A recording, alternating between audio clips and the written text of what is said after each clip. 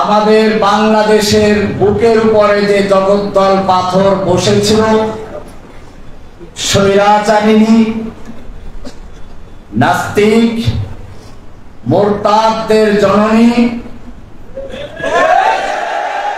নাস্তিক মুরতাদদের জননী, ইসলামকে ধ্বংস করার পরিকল্পনাকারীদের রূপকার শেখ হাসিনা যখন এদেশের থেকে ইসলামকে চিরতরে নির্মূল করার জন্য চক্রান্ত করছিল,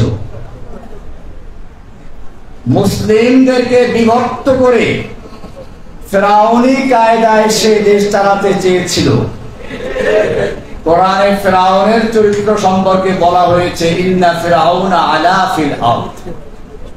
ফেরাউন তার ভূখণ্ডে একক ক্ষমতা কুক্ষিগত করেছিল। ইস্তাদঈফু তাইফাতাম মিনহুম, এক দলকে সে দুর্বল করে রেখেছিল। ওয়াজালা আহলাহা শিয়া, এবং সে দেশের অধিবাসীদেরকে, জনগণকে বিভিন্ন দলে বিভক্ত করেছিল। ঠিক একইভাবে এই বাংলাদেশের মুসলিমদেরকে, বাংলাদেশের জনগণকে বিভিন্ন দলে বিভক্ত করে ফেরাউনের মতো রাজত্ব করার জন্য পায়তারা করছিল। যারা একটু বয়স বেশি তাদেরকে রাজাকার, যারা যুবক তাদেরকে জামাত শিবির অথবা জঙ্গিবাদী। আল্লামা সাঈদী রহমাতুল্লাহ আলাইহিকে রাজাকার বানিয়ে দিল।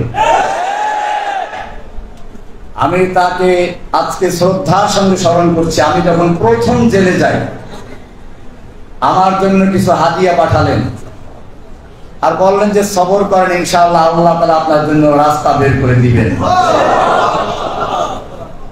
আজকে আমি তার জন্য খাস ভাবে দোয়া করছি, আল্লাহ তাআলা যেন তার মাকামকে জান্নাতের আলা মাকামে পরিণত করেন। আমি বলছিলাম, এই ফেরাউন যখন বাংলাদেশের বুকে বসে পড়ল, আল্লাহ তাআলা তখন কোন বড় শক্তি দিয়ে তাকে ধ্বংস করেন নাই, বরং স্কুল কলেজের বাচ্চাদেরকে তার বিরুদ্ধে আবাবিল পাখি হিসেবে প্রেরণ করেছেন।